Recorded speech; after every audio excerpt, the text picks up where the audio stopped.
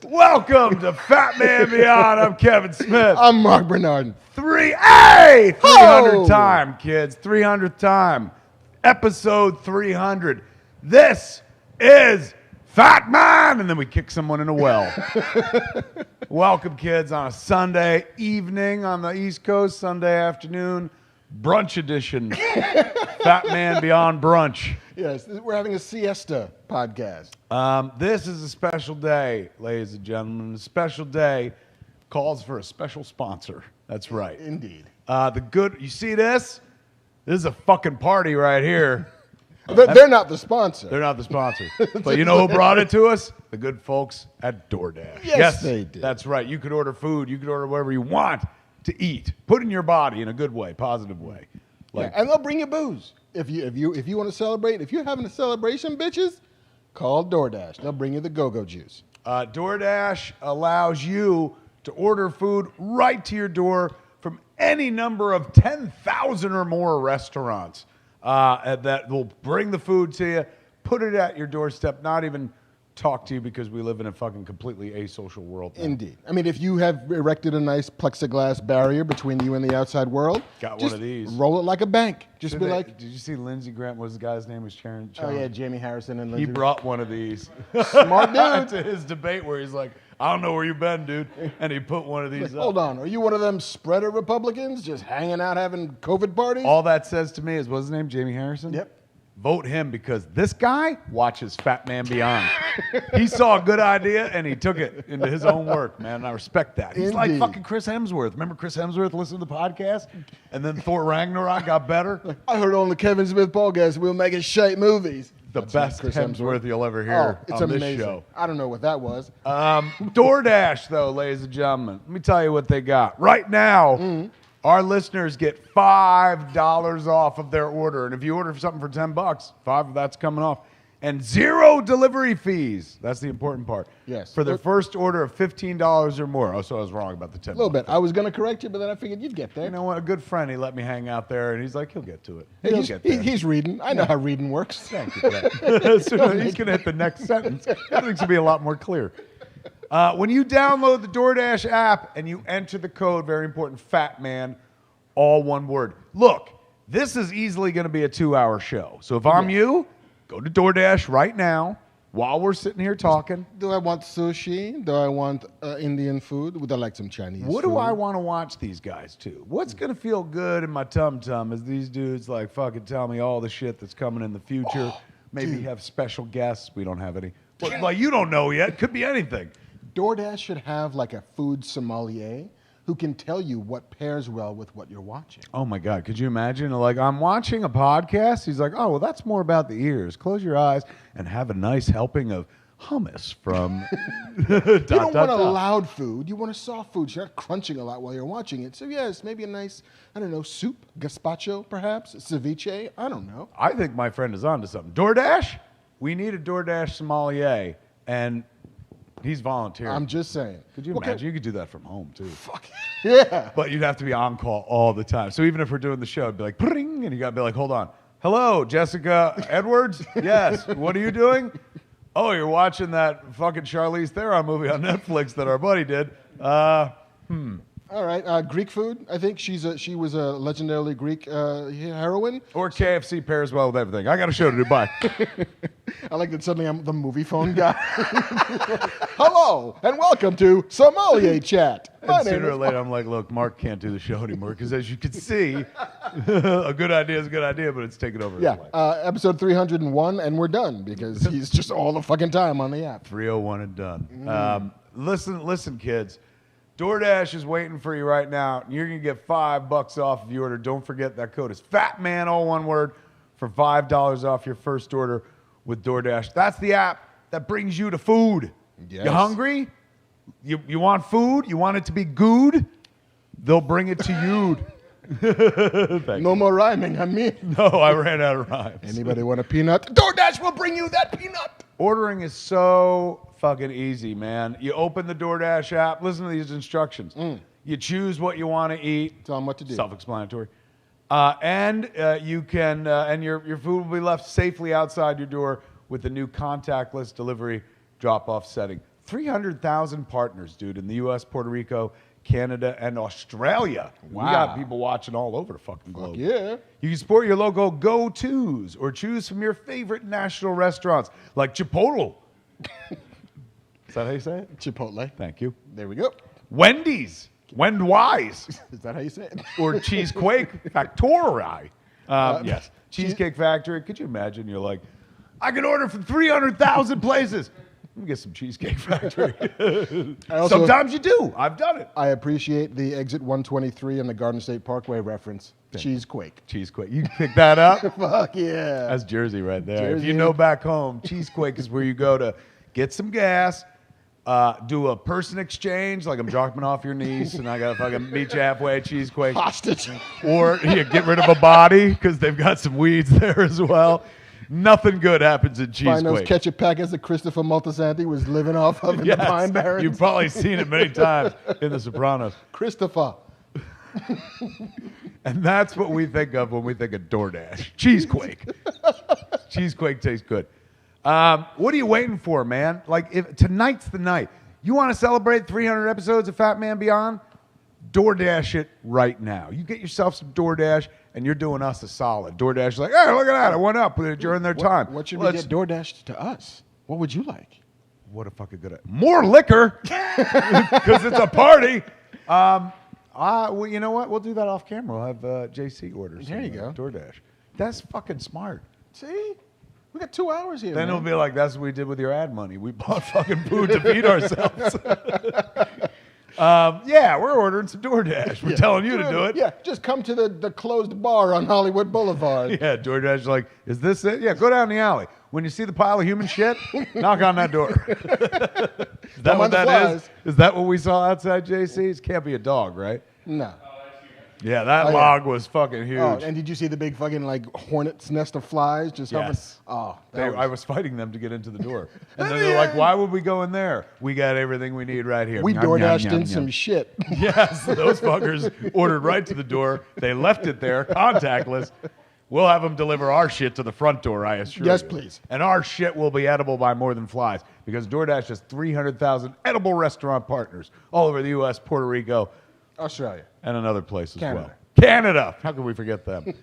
DoorDash. There's only 2 fucking D's in this world that matter. DoorDash, ladies and gentlemen. They are the proud sponsor of Fat Man Beyond episode 300. Indeed. Give them your love. Huzzah. All right, we done? I think so. This is how you begin a party, man. My first Bud Light Seltzer, not a sponsor, but boy, they better jump on board soon. Otherwise, we're going to have a problem. Last time I had one of these, I had a good time.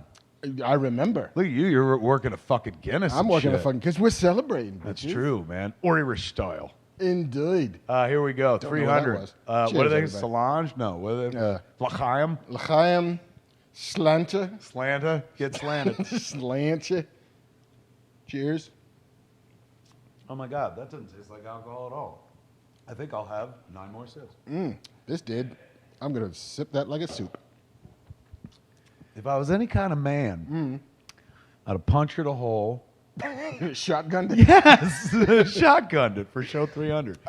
Maybe we'll do that with the mango. The least manly drink in the world. Like, I'm a fucking shotgun this. Look at that shit. They're like, did you just shotgun a hard seltzer? Yes, I did. Yeah, because I'm all man.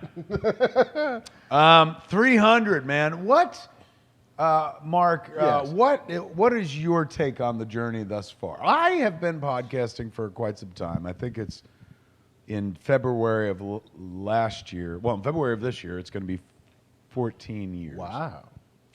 You joined the podcasting journey, particularly this one, for Fat Man Beyond, about when? Do you remember? This would have been... What? Aught. Wasn't an aught? It would have to be, right? 13? No. Yeah, no, yeah. It was like 13, because I had moved out here by then. And that made it possible to go on the regular. No, fuck. I don't remember. JC, check out the Wikipedia page and see when it started, when Marc jumped on and stuff. Now, you have... This was my first regular podcasting gig. Before anything else. Before anything. Like, my first podcast appearance ever was on Plus One with you and Jen. The morning show. The morning show. Because I was in L.A. For a stretch on the first season of Alphas. We used to do Sir. Smodcast Internet Radio, and we did the morning shows. Yeah. And so I hopped on that some like 8 a.m. some morning. Like, come to the house. We're doing a podcast. Come and be a guest. Okay, sure. And then like a year later, I think I had moved out there, a year and a half. And then we did Fat Man. And then we did Fat Man on Batman. We did the commentary tracks. We did the Dark Knight Returns. And then we kept doing, and then we started doing like the version with JC. Remember we shot it at Greg's place? Well, first we shot it at your place. We just put cameras up in your office. We put a couple GoPros up. At the office? Yeah. Which office? Your house. Before we went to Greg's? Mm-hmm. Yeah, we did it in your office. We had like the little desk cameras.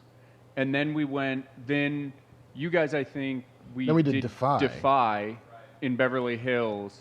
Yeah. And this show's been around, man. And then we bumped around. We did it at Greg's, and then we moved back to the living room, and then we moved here in September 2017. Wow. So we've been here for 3 years. This has been the home of Fat Man Beyond right here, the Scum and Villainy. Yeah, so we were wandering in the wild for a while, looking for a place to call home. This is where it became. And when did we become Fat Man Beyond? That was after the heart attack, right? And I lost weight, and I was like, we can't really call it Fat Man on Batman anymore. Yeah, let's leave the Fat Man, though. Felt kind of like false advertising. Looks like the first episode was June 1st, 2012. Of Fat Man on Batman. Fat Man on Batman. Period. Wow, so the show is like over 8 years old, and now we're at episode 300. But Mark, you've been around for a minute. What are the big differences? Let me see. I started in like episode 70-something, maybe. Yes. I mean, I think the big differences are the initial iteration of the podcast was you and a guest talking specifically about Batman for a good long while.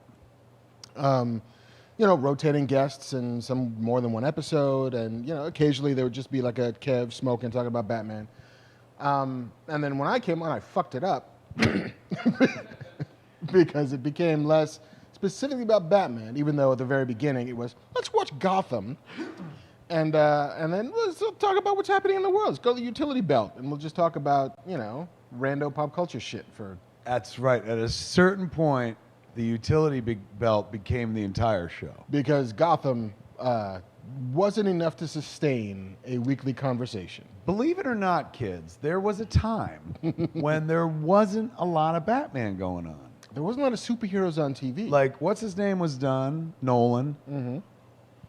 And, there was no hint of Batfleck yet. No. And then that came down the road. I'm sure there's some people like, man, I miss when you would just interview people about like Batman and stuff, which could always still be done. But I kind of go where my interests and passions lie. And if I was still interested in that, we would still be doing that. I'd still be interviewing people, doing deep dives on Batman. As the show evolved to what it is, that's what I became more interested in. Like, I'd much rather talk about all of this stuff, and Batman could be a part of it and whatnot. And then, and now we're here. I remember the first time you're like, hey, all right, come on Fat Man on Batman, you'll be a guest. Just think of your 10 favorite Batman moments. And I was like, all right, cool. And I made that list. And then you're like, oh, fuck it. No, let's do a commentary track for Dark Knight Returns. We'll do the Batman moments later. I was like, okay.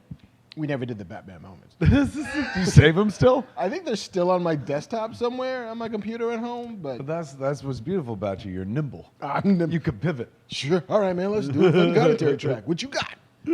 What has it been like for you over the course of since you've joined the show? What has changed? Like, what's changed for you? I mean, personally, almost everything. Like before I was on the show. You moved out here. I moved out here, and when I moved out here, I was still a journalist, and I was a journalist for, the first couple of years of the podcast. Right. Working for the Hollywood Reporter. I think I might have been at Playboy for a stretch while I was here, and then the LA Times. You were, yeah. So, and then the shift into writing the stuff that we usually talk about. And that was a massive, major life change. Yeah. And then just the evolution of being comfortable talking about shit in front of people. Like, I've never been, like, bashful about it or afraid of it, but also never engaged in it or had a desire to do it. Right. I'd moderated panels at comic book conventions and then got the chance to stand in front of thousands of people and talk about stuff. But it was never about me. It was always about facilitating a conversation. Very true. I was one of those people you facilitated a conversation with. Indeed. And that's fun, especially because nobody's there to see you. And your job is to be somewhat invisible and kind of just you guys talk. And I'm going to ask a question every 3 minutes if you're doing your jobs well. But to then be the reason why people are showing up in any slight sliver of percentage. That's the real brownstone right there. That's the real, smoke it while you got it. Yeah. And so that feeling of being comfortable. That's that moment in was it Train Spotting when the girl's getting the fucking heroin. She's like, that's better than any fucking cock in the world. Yeah, and it's and that level of comfort, I think, being quote unquote on stage, that level of comfort in kind of flying without a map. Right. Sure, I got shit written down here, but a lot of this is whatever you would call improv. And very much so. We don't sit here and go all right, so you say this, I'm going to say this. It's as informal as it seems. And so being comfortable. So much so that sometimes JC don't turn the mics on the first few minutes of the show. We're just entertaining one another. And I think learning that level of comfort in trusting both myself and you and just being able to roll with stuff has helped me immensely in the going into meetings in fucking Hollywood and all right, I got to talk on my feet for a bit. I can do that. Mm-hmm. I got to pitch this for you for 2.5, for an hour. All right, no, I can walk you through it. And I have the confidence now that I might not have had before that I know kind of how it's going to go. Or at the very least, that I'll find the place to land. You're also a brand now. Which is super weird. Yeah. That's something that I got accustomed to early on and stuff. But for you, that was something probably not in the offing or cards. Most writers are anonymous. They're known by their peers, known by the people that hire them. But as you were back in the day in terms of here's Judd Apatow, Kevin Smith, Zack Snyder, Frank Miller, you're happy to present people. When you're in the Marc Bernard business, you're presenting yourself. And so over the course of the last few years, it's been funny to see your name in print, usually surrounded by or near Fat Man Beyond's Marc Bernard and stuff like that. You've become your own known entity. Yeah, which is profoundly weird, because I had never desired for it, wanted it, chased it, but there's a very small part of my life which is now people knowing more about me than I know about them. Weird, right? It's super weird. And people having information about you before you walk in the room, and not because they did research, because sure, every meeting I go into, somebody has some sense of who I am, why I'm walking in their room, but just being in a fucking airport and somebody's like, hey man, how are you? It's right. Whoa, simmer down. This is a little odd. Knowing knowing your family's names, knowing oh, how's Picard going? And shit like that. Being able to speak to you on a personal level where you can great, but you don't have the ability to be and how is your thing, whatever it may be. Yeah, and so much of that, has been A, a little weird, and B, incredibly wonderful and gratifying in an odd way. And the only way I figured out how to navigate it is to just do what you do, because you do it about as well as anybody I've seen, which Very is sweet. Treat everybody with respect and with kindness, and everybody who is giving you any amount of their time is worth that same amount of your time. And I think that's a valuable lesson, period, in life, is so just true. Be fucking nice to people, be kind to people. If you're having the shittiest day in the world, you can break off a minute and be nice to somebody. Because that could change everything. Fucking, you can be in the middle of fucking a hell on earth day, and then somebody says something powerful to you about stuff you've made in the past, put you right back on the good foot and whatnot. Goes 1,000 ways. What did the Bible say? Whatever you give out comes back to you sevenfold. And I don't put much stock in that book beyond the simple morality tales it's filled with. But I always liked that idea, and I don't give out hoping for sevenfold. But you just you get what you give, man. Yeah. So if you give people your time, guess what? You get their time. And most of the people that I'm interacting with have already given me their time. I want more of their fucking time. So naturally, I'm tell me everything about yourself. You realize like how important people whose names, some you'll come to know by name personally and whatnot, like Jamie, obviously, you come to know Deacon. Well, I've known him for years and stuff, but Nate does all our artwork on our shows and stuff. How would we come to know him? Just by sitting here, familiarity and whatnot, chit-chatting after shows and stuff. It's, you're talking to people who give you a lot of their time. Every fucking show we did here, that table had the same people sitting at it and whatnot. So I'll have nothing but time for those cats for the rest of my life, and same with anyone that's like, oh, I like your shit, or oh, I heard this shit, or oh, I like when you guys do that. Yeah, I mean, I think that I tell my kids this all the time, that as you get older, your world will get bigger. And when you're a kid, your world is insular. It's just a house. And when you go to school, it becomes your classmates. When you go to big school, there's more people. When you get a job, it's bigger. And then the older you get, you begin to focus on more of that world. And when you get to be a parent, then you're not just focused on yourself and your friends and your family, but the world at large that your child will eventually walk into. And this experience has exploded that world even further, which now not just me, not just my family, not just my friends, but now strangers on the internet are people that I do care about, that I want to know that they're okay. And then when they come, interact with me on the social medias or in person, whatever it is, like that sense that we're all okay, right? We're good. You good? You need anything? If I can help you in any way, within reason, and set some limits, but still, like, I'm invested in your well-being, even if I've never met you before. Because you seem to be invested in mine for reasons that beyond my comprehension. So, at the very least, I give a shit. This is Marc's morning after Scrooge, right? Like, fucking, here, boy, go buy a goose. Like, buy a fine goose. Here's fucking, could you imagine throwing a kid $400 expecting to get a goose back? That's the most unbelievable part of the book. I'll buy the 3 ghosts and Jacob Marley. I'll buy all that shit. But some fucking poor kid is handed a bunch of gold, and he's like, "Yeah, I'm gonna come back with a goose." Fuck you, old man. Yeah, I don't even know your fucking name. That boy got on a boat, went to a place called America, and became J.P. Morgan. And you know what he didn't do? Give people money for gooses. Fuck no. He's like, a penny saved is a penny earned. I don't know if he came up with that, but whatever. It's been a blast, and hopefully it gets to continue to be a blast. One of my favorite things about this show, and we joke about it all the time, but I absolutely do adore it, is I got into this business because I wanted to self-express, but the byproduct of that is relevancy. What you learn pretty quickly once you become known is, oh, I want that feeling to continue forever, because if it ever dips below a certain point again, then I'm back where I was before I was quote unquote well known or whatever like that. So relevancy matters. Now, I'm not the kind of guy that chases relevancy with the work that he does, or earns relevancy by the work that he does. Chris Nolan, relevant. Kevin Smith, still talking about Clerks, So every once in a while he pulls a fucking curveball out, but there's relevancy is like one of my favorite things, but also like my Achilles heel.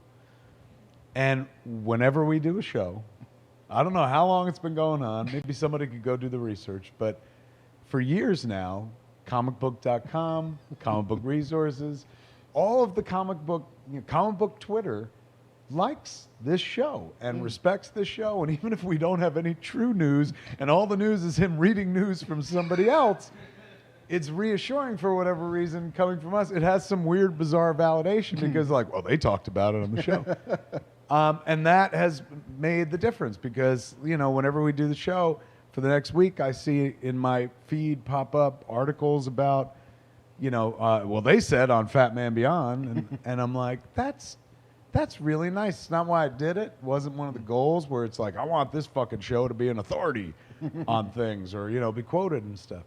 But that it happened, like, now I would hate to see it go away. It's one of my favorite things about it, man. I mean, you're like nerd Cronkite. Like, Cronkite was a newsman, but, like, he wasn't, like, interviewing people. He wasn't breaking news. People would bring him the news. They give him the copy, and he just read it. And like that you would trust that if Cronkite said it, it was vetted because he wouldn't say shit that he didn't think was valid. But he wasn't fucking like out there pounding pavement, like breaking stories. He's just reading the copy that's in front of him. And so, like, yeah, we didn't... Right now, we just lost the Walter Cronkite audience. Yes. They're like, he was a lot more than that. I saw Good Night and Good Luck, you son of a bitch, and I know he was a newsman of American stature. He cried the day Kennedy died, you monsters. Yeah, somebody told him Kennedy died. Yeah, hand him a copy. Tear here. Yeah, it's like, is this real? Like, yeah, Walt. Fuck. So like, on the rare occasion we do break news when it's like, hey, there apparently is a Joel Schumacher cut of Batman Forever. It's literally, you broke news. Yeah, man. and then it becomes, oh shit, this is, damn. Okay, cool. It's been nice having that. Yeah. It's a nice little piece of credibility. One more fucking, arrow in the quiver, just in case. Be able to pull out and defend yourself against, what's the thing I'm worried about all the time? Irrelevancy. Thank you. Ooh, there's that word. He who shall not be named. Shopping for a prefix. Thank you, though, to everybody, to the audience that tunes in, people who are here watching on YouTube, watch on Facebook, who listen to the actual podcast and stuff like that.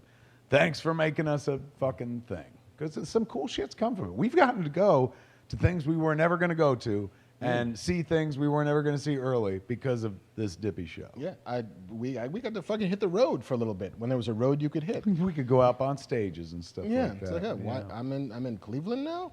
That's cool. Yeah, remember we went to Detroit for the Freep at the Film Fest and like did Fat Man Beyond at that giant barn at the Fillmore. Yeah, fuck. That was nuts. We went to tiny towns in Canada. St. John, remember that little fishing village? Yes. For in Fundy Newfoundland, yes. That was great. We've been around, man. We've been around. And we ain't going nowhere. No. When the world orients itself again. Yeah. Back on the road. When COVID's dead, we'll be fucking right in your faces again. With branded masks. Indeed. Fat Man Beyond. Do you guys think the show helped you get like the Masters of the Universe on Netflix? Even if not directly, because you guys work together so closely here, that they're like, oh, Marc's doing stuff. Oh, and Kevin. Oh, and they're friends. Let's bring the team I'll tell you what. Did it help? I honestly think it did help in as much as, like, this helped cement, oh, he's, like, in that space, and he talks about that shit, and he, like, it just solidified a reputation. But what helped Masters of the Universe was sitting next to Marc all this time and going like, God damn it, you're a good storyteller. So when it came time to be in charge of the story, and mind you, we would sit here and be like, why don't anyone give us a Netflix show? Dear Netflix, where's our show? So once somebody was like, here's a Netflix show, I was smart enough to be like, well, he knows how to tell fucking stories. And, I just did a watch with Tim, one of our writers. So it was me and Marc and Eric and Tim and Dia. So Tim came over to watch all of the animatics. So far there are 9 because he's going to be working on the comic book. Mm-hmm. So Tim came in to like see everything from top to bottom. And he was just like, oh my God, 3 is so fucking good. I was like, right? That was Marc. So it's standing next to him for years and going like, that's fucking good. Like, oh my God, I want to watch your movie. Like, made it easy as fuck when I had somebody to pull. I was like, I know a fucking writer and stuff. And I do feel like this is one more platform to be out there. Like, on Hollywood Babylon, we would do geek news. But nobody thinks of Hollywood Babylon as, like, a geek show. It's like a comedy, like, a nightclub show. This actually oddly became a backdoor news show, and then it became a full-on news show, which because like we're in it every week going, here's what's coming out, here's what we like, what about this? What if they did this? You just start becoming a like, oh, they're well fucking read in this world. It was one more, fucking again arrow in the quiver for me, so that I think it had to help, because when they reached out to me, when Mattel did, and even like when they brought me into Netflix, it was like, oh, fucking Kevin Smith, of course. And I don't have anything in my work that says Masters Union. You don't watch Clerks or Mallrats and go, oh, that guy could do fucking Motu. It's all of this that, you know, fucking makes him go like, oh, well, he's definitely well-versed in this stuff. And I'll tell you, man, like, that Motu miniseries is like one of the things I'm most proudest of anything I've been involved with in my career, because it's its own unique thing. It don't look like anything I've ever done. It looks like the thing that we know from childhood, but then grown up and stuff like that. And I do believe that it had something to do with getting this job, or getting that job. I mean, I've absolutely had, you know, interactions with people that I had never met before, who only knew me from the podcast, who were like, "Hey, so I'm making a movie, and it's being produced by Columbia, and I'd really like this shit you say on the podcast. I want to sit down and talk about it." You know, whether that becomes like, I'd like you to write my movie, or can I like throw you some consultancy work just to read some stuff and see if it makes sense? I've had video game companies reach out and say, hey man, like I really like your story sense. Do you have 2 years you can devote to this video game? And I'll say, no, but thank you. That's very sweet. And I think that there are executives in Hollywood who are just kind of looking for reasons to meet with people, because that's part of their job. Like if you're a creative executive in Hollywood, the work is, how many new people did you meet with? Right. You know, what's your appointment book look like? And in casting about for people to sit down and talk to, some of them listen to the podcast. I'm like, hey, fucking let's sit down and talk to that dude. Some people listen to it after the meeting. I'm like, oh, fuck, I didn't know you were that guy. It's functioned as both like helping to get work and also reinforcing the interactions with people in the world. As long as it doesn't keep us from getting work. You know, which... That was always the fear, too, at one point. It's like, well, I mean, how much can we say that we like and don't like without fucking ourselves? Yeah. But I will say that I've had meetings at companies that have made movies or TV shows that I haven't liked, and it hasn't bitten me in the ass. Nice. Knock on wood, so far. Right. So like, we'll let him get into year 2, yes. And then we'll spring it on him. You know, or it's a thing where if it has bitten me in the ass, I don't know it. Like maybe the meetings I could have had that they decided, let's not call that dude. He really shit all over that thing that we made. You know, like I don't think I'm going into Vin Diesel's production company anytime soon. That was your pick, your go-to pick? Oh, you know, the one thing that I know is never going to happen.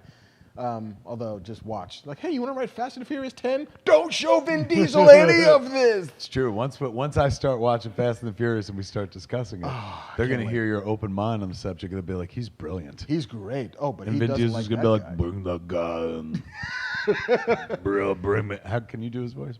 I don't watch those movies, so I only know him as I Am Groot, so I can kind of do that. But they put him through a filter. What does he sound like? Iron Giant. It's he's like, I don't know. You gotta do that. Yeah, it's very gravelly. But also like with this weird With like family. Hashtag family. Franken Diesel. Franken Diesel. All right, ladies and gentlemen. Enough of us sucking our own bat dicks. Yeah. Or fat dicks on brand for the show, which sounds hotter. I know. And dirtier at the I same can't time. wait for the Fast and Bi-Curious podcast. That's a great title.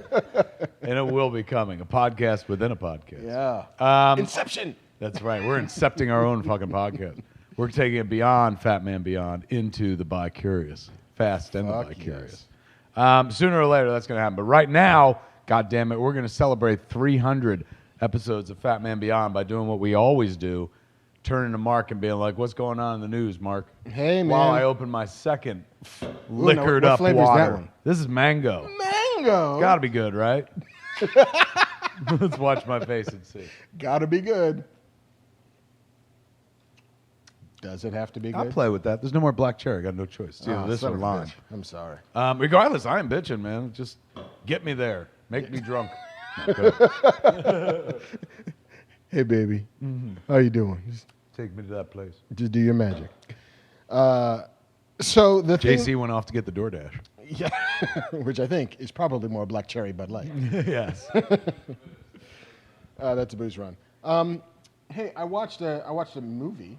What? Oh, listen to you, bragger. I watched a movie. Thank you. You know that thing that's so rare these days? Yeah. What, in a theater? No. Oh. Let's not be crazy. Although I did have a friend who went down to Huntington Beach, she and her boyfriend, and they at a Cinemark down there, you could rent out a whole house for like, one of the screens, like $150. They gave her the whole thing. Yeah, Coy from the Jandrew. Coy Jandrew from the Schmodown, amongst other things. He did that for his birthday. It was like, it's only like $150 to rent a theater. Yeah. We should do that. I mean, it's a little far. Yeah, where'd they go? The Huntington Beach. So that's the OC. Because there's no place in F that in the A. That seems rather far. But what? Can we do that here? Is it only $150 to? I mean, there's no theaters in LA that are open. That are open. But when they open, is it only generally $150? I think it's usually more expensive than that. But everybody's like, fuck whatever we can get to come in. If they do that deal here when they open theaters and shit, that's the only way I'm going to go see movies. That's worth it. I mean, think about what you pay to go on two-person. Like, you take your wife out to a movie back before the COVID. Like, $40 to $50. Easy. For another $100, you have the room to yourself. You could fuck in the movie theater. And I'm sure they probably write on the thing, like, please don't fuck in the movie theater. Because I fucking sure would. Man, that does sound like a sweet deal. Anyway, what'd you see? I watched on the Netflix, Enola Holmes. Oh, that's the series with the little girl that everybody loves so much. What's her name? Very specific, yes. Yeah. Millie Bobby Brown. That's it. She's got many names. Yes. Like she plays Jackie Earle Haley or Lee Harvey Oswald. She's either going to be a kid actress or an assassin. Right. I was going to go Jackie Joyner Kersey Olympian, but by all means. I guess people with 3 names do all sorts of things. There's like 4 careers open. But in my mind, kid actors, killers. Yeah. So, and popes, as in Pope John Paul. There you go. Pope John Paul Ringo. Yes. So she plays Sherlock Holmes's younger sister. This is based on a series of books that I never read? Indeed. Neither did I. But it popped up on my Netflix, which I already paid for. I was like, fucking Enola Holmes. Yeah, like it's free. And? It is enchanting. It is also wildly uneven. And like the longest 2-hour movie you'll ever watch, because the second act is like, what's happening? I don't understand. But she's great. Is it a movie or a show? It's a movie. Oh, so it's only like 2 hours. It's a 2-hour movie. Henry Cavill. I'm in. You might actually push me into watching it because I thought it was a series. I'm like, I ain't got time for that. I'm too busy watching The Boys. I don't want to see. But a 2-hour movie, I'll dive in for. Yeah. No, and? It is a charming misfire. Like it's... Compare it to Young Sherlock Holmes, the movie of our childhood. Less action-y, I think. Then Young Sherlock Holmes? Yeah. Young Sherlock Holmes has some fucking shit. It's got some sword fights and some... Remember the Ramitet, the cult scene and shit, where they sacrifice people? I'll never forget being in that theater and being like, this shit just took a metal jump. Holy fuck, why didn't they put this in the trailer, man? Yeah, like I was here for the sword fight and the CG fucking skeleton from the glass thing. But I will stay for the fucking Egyptian death cult. Oh, that was so bad. Lead with the Egyptian death cult next And then he turned out, spoilers if you watch the credits, they had a post-credit scene before Marvel. Ooh, what was that? I don't remember. They show at the end of it, fucking, remember the Egyptian dude fucking perished or whatever the fuck. And then the girl that he was in love with, she passed, and then he left, and Watson was like, I'd catch up to him years later. Then they show like a carriage driving through the countryside, through most of the credits and shit. Then after the credits were done, the guy, they got out of the carriage, went into the like a hotel or motel or whatever the version of it back in the day was. Holiday Inn? An inn or something like that. And they asked him to sign the book, and he signed it Moriarty. Ooh. And then they panned up to him, and it was the fucking dude who was his teacher who became the Egyptian death cult god and shit like that. So the implication was that we saw the secret origin of Moriarty. I'm telling you, that movie was so fucking good. Young Sherlock Holmes. I think it's on the Disney Plus. Is it? I think it's fucking great. It's a wonderful flick. I remember being completely blown away by the movie. It still holds up. I haven't seen it to in this 30 day. years. But the trailer was like all like tea and crumpets. It's a young Sherlock, and instead you get there and they're like, we're gonna fucking sacrifice a little girl. It's like, holy shit, I'm down for this. What a great movie. It's like I'm sure Walt was like, we can't sell that. Yeah, like, fucking put that on a back shelf, please. That was what was it, Barry Levinson? Or who directed Young Sherlock Holmes? I feel like that's super early for Barry Levinson because that's pre-Diner, and Diner was his first jam. You're right. Good point. So maybe it's Bob Zemeckis. I wonder if it's Nicholas Meyer. No, he did Time After Time. That was his It's show. Barry Levinson. I was right! What up? Relevant. Schmodown champion. Relevant. I can answer questions about shit happened back in the 80s. It was Barry Levinson, right? Because I remember it was like, this is a completely uncharacteristic movie from the guy who made Diner. Wow. Well, good. Nice. So, yes, Enola Holmes. Totally enjoyable. Kind of doesn't make a ton of sense. Henry Cavill is the most jacked Sherlock Holmes you'll ever see. Like, he's literally painted. He loads his guns. But he's painted into these, like, fucking Victorian frocks with the high... Like, come on, he's like the Luther in Umbrella Academy, if you haven't seen Umbrella Academy. Anyway, he's a dude who's kind of mixed with, like, simian DNA. Right. And so he's always wearing these, like, tracksuits and shit with these giant arms. That's what Henry Cavill looks like as Sherlock Holmes. Just, like, he can't... When he puts his arms by his side... His hands don't touch his body. Because the muscles are pushing. Because there's so much up. Yeah. You're making me jealous. Stop. I know, it's weird. And he's playing an incredibly emotional Sherlock Holmes. Is he really? He is like... I love you! Yeah. I mean, Sherlock Holmes is... my favorite description was by Benedict Cumberbatch. He's a high-functioning sociopath. Here, he's like a concerned older brother. Right. And it's like, but that's not exactly who Sherlock Holmes is. For the most part, he's a dick. Like so real whose fault is it, script or actor? I think it's script, because the script is giving him a lot of, like, I care for you, Enola, I want the best for you, Enola, even though my brother Mycroft seems to be the dick that I'm supposed to be. But, like, there was a chance for some really interesting tension having Henry Cavill, who you want to look at and just think is a nice person because he's Superman, playing an asocial kind of sociopath. And that tension would have been interesting. But they didn't go that way. To the point where now there's a lawsuit from the Holmes estate, from the Arthur Conan Doyle estate. Oh, saying this ain't fucking Holmes. Well, like most of They Sherlock said Holmes. no Holmes. No, Holmes. Holmesy don't play that. Most of the Sherlock Holmes, Arthur Conan Doyle estate is in the public domain, which is why everybody gets to make a Sherlock movie. Right.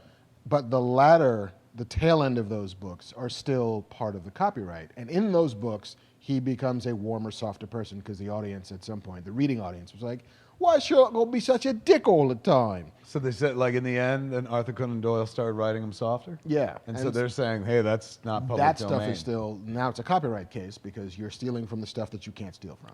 Very tricky. Tricky. Tricky like Holmes. Or elementary, we should say.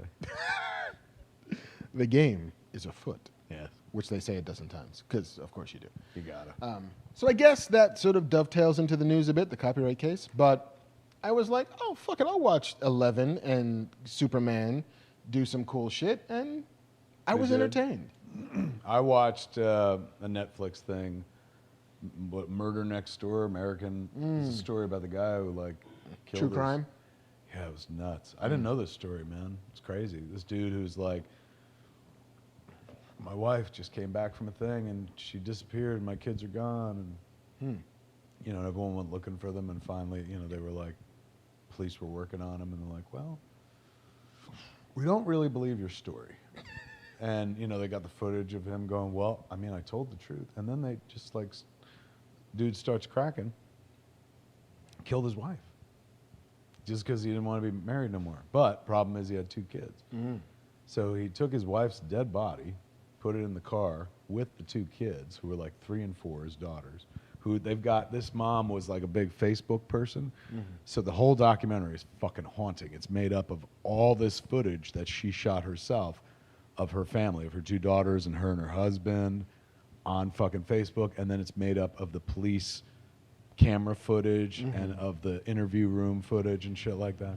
So it's no real interviews of people like talking head stuff. It's all footage leading up to fucking haunting. So he strangles his wife. He puts her in the fucking truck with the 2 kids and he carries her and she's like in a sheet. And the kid's like, what's wrong with mommy? He's like, nothing. And then he goes to a fucking oil site that he was working at and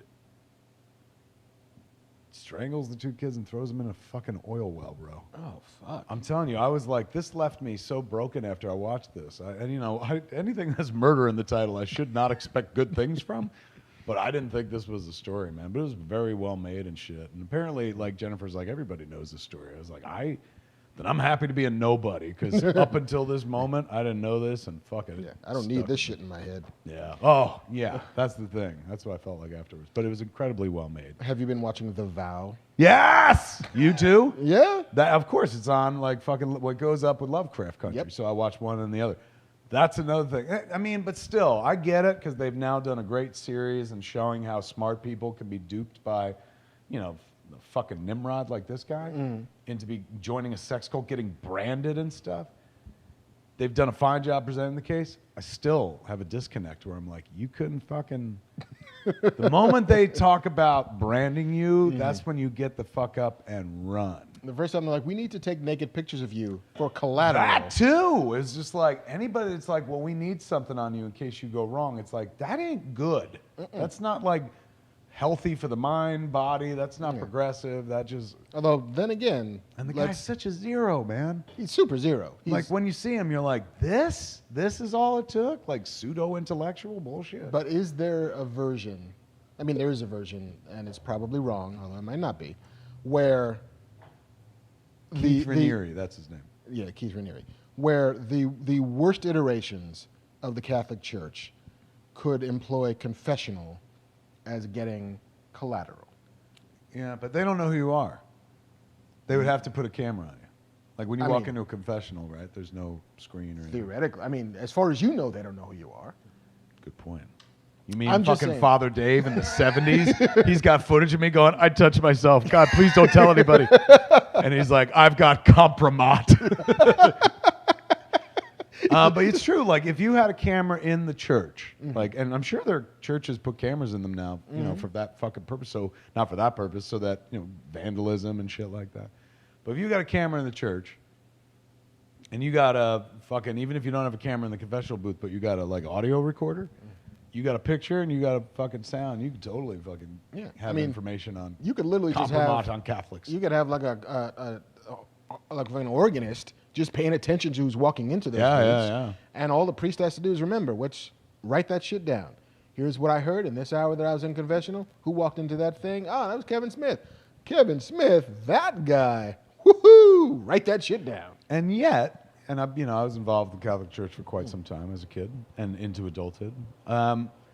Never heard of a single fucking case of someone's shit being used against them in confession. You know what I'm saying? You never heard like on the that would be a big news story because that would be a huge scandal. It's like you could get your shit rocked by going to one of the sacraments that you're supposed to go to as a Catholic. That's a good... Shut the fuck up! That's a good story thing, man. Shut up. Never mind. He didn't say that. DoorDash. Fucking, that's a good story right there, dude. Catholic Church is in trouble, right? Like fucking membership falling, parishes closing everywhere and shit. How do you keep the powerful people there, the influential people? How do you keep the influencers? You know, you fucking threaten to blackmail. That sounds like an Ira Levin book from the 70s. Sacrament by Ira Levin. Yes! The eighth sacrament, because there's only seven. There's only seven. I'm digging The Vow, but I feel as if it's a third too long. I agree. They're really stretching it. Yeah. Especially because we know what happened. Like, by episode 2, it's like, it's a sex cult. Episode 3, branding vaginas. Episode 4, he meets the Dalai Lama? But also, it's like, this happened. Yes. And so we all know that everyone went down and fucking so we know what the third act is. Right. But like, even if you didn't, it just doesn't have a lot of shoes to drop. Because once you drop branded vaginas, you're like, oh shit, what's next? And to be fair, it's above, but it's close enough. Close enough. If it's like if somebody's like, we want to put a tattoo in your pubic area above your dick, it's not going to be anywhere on your dick or your balls. I'd be like, they wouldn't finish the sentence. I'd be like, I'm sorry, did you say branding? Why? Pardon me. Yes, branding pudenda. If they're like, we want to put a guy named Brandon on your dick, I'm like, all right, well, let me ask my wife. But if they're talking about permanently branding, like a fucking cow, and the one girl don't ask her husband, or not ask her husband, but like, you think this is a good idea? Yeah. Hey, babe. For me to be in a secret society that I'm not supposed to tell you about this? Yeah, babe, I don't know, Thursday, whatever, pizza night. Here's the thing. Is it cool if they brand me right above my vagina? How crimson was it? Well, she figured out it was that dude's initials. Yes. That was fucked up. Because it wasn't just like this women's group symbol. It was like literally it's the some mountains man's. in the horizon Yes. and the sun's like, shift that shit sideways and it's fucking key And R. again, you have to watch this fucking Zero talk. Like, it's, you know, I don't know. I'm not going to sound like I wouldn't have fallen for it, but I don't think I would have fallen for that. No. But it was interesting shit that they talk about how, like, he would have them play volleyball at 1, 2 in the morning, and they all jockeyed to do it so they could be around him, but that's also a mind control technique. It's about, like, exhausting people and shit like that, and then having them work on your schedule. It's crazy, man. It's worth a watch and shit, but he's right. It's a little bit... It feels like they were seduced by Holy footage taffy. because, like, they've got a fucking obscene amount of footage while all this shit was going on. That was the crazy thing to me is that one guy, Marc, who was like one of the heads, he recorded like personal conversations with his wife. Like, if Jen and I were getting in a fight and I was like, hold on, honey, I'm going to tape this just in case. She'd be like, put your phone down. Like, the dude recorded every conversation he had for like 10 years. Yep. Yeah. That's creepy. That's weird. He's a filmmaker. If you're not watching it, he's a filmmaker who made a movie years ago called What the Bleep Do We Know? So at a certain point, like, he was their media guy where he was shooting, you know, following Keith Raniere, he's the guy that breaks my heart the most because he seemed to really fucking believe in this. Oh, he was in it. He, like, and for 12 fucking years. And then one day it was like, oh my God, this is a sham. But they've got footage going back. They got footage of Allison Mack from Smallville meeting him for the first time. And apparently that's the episode I keep waiting for. Like, where I'm like, give me the all Mac episode. The Mac attack. She's the one that, like, facilitated. Like, it was him, then her, then all these other slaves and masters, which anybody, like, hey, you're going to be in a secret society, and we're just using these words. They don't mean anything, but you have to use them.